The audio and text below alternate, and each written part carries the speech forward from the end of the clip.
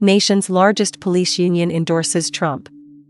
Former President Donald Trump gained the endorsement of the National Fraternal Order of Police, America's biggest and oldest police union, on September 6.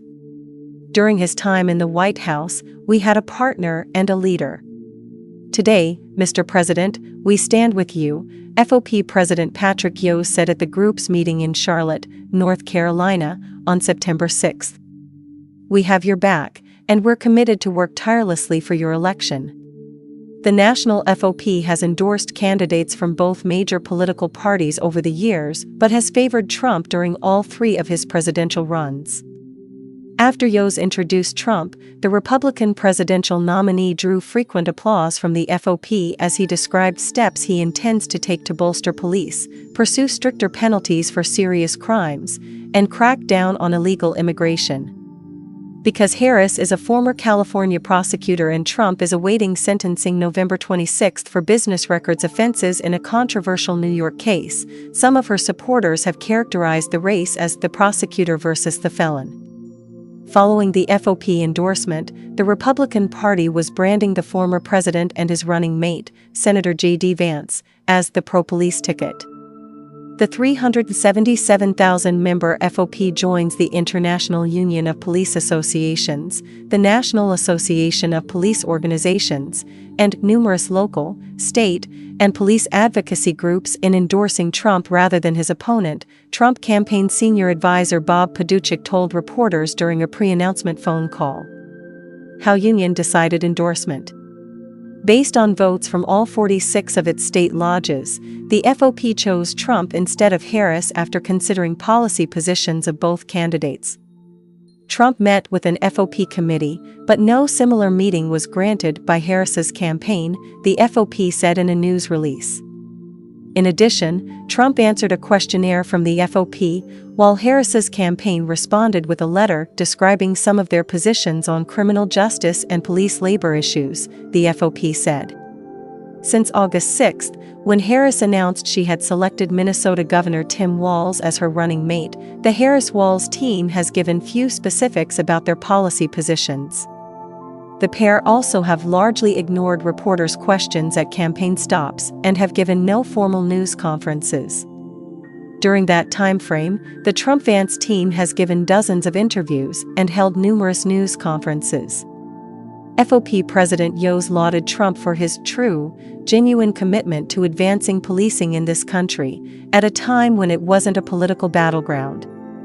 He commended Trump for championing a historic criminal justice reform policy and countering efforts to defund the police.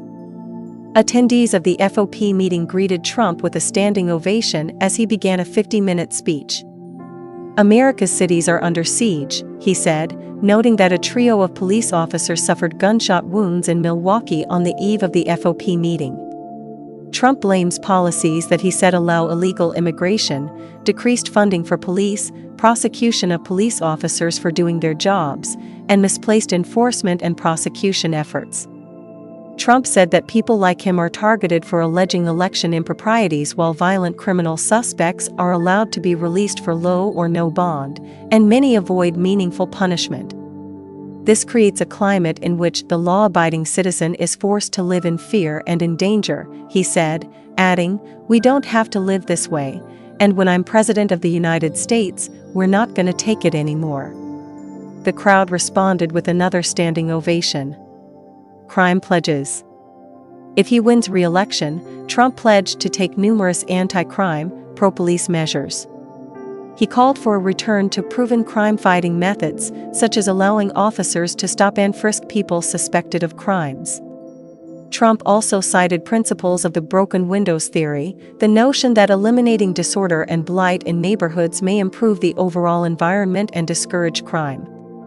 Federal authorities under Trump would work with local agencies to form a task force to dismantle the gangs, street crews and criminal networks, he said, adding that he would deploy the U.S. Navy for a full blockade on cartel activity. Trump also said he would support mandatory minimum sentences of 20 years for illegal alien gang members caught committing gun crimes, drug trafficking crimes, or acts of violence, or will send them back to their country with the assurance that they'll be put in prison. In addition, Trump pledged, "I will make their home countries pay for the cost of their imprisonment through reduced foreign aid and high tariffs. The days of foreign nations dumping their criminals into America are over." The former president repeated his past promises to restore funding to police agencies, indemnify police officers against unfair legal action for doing their jobs, seal the U.S.-Mexico border, and conduct the largest deportation operation in the nation's history. Trump also said he would push for a mandatory 10-year prison term for anyone guilty of human smuggling, along with a life sentence for those guilty of trafficking children and the death penalty for drug dealers and anyone who kills a police officer.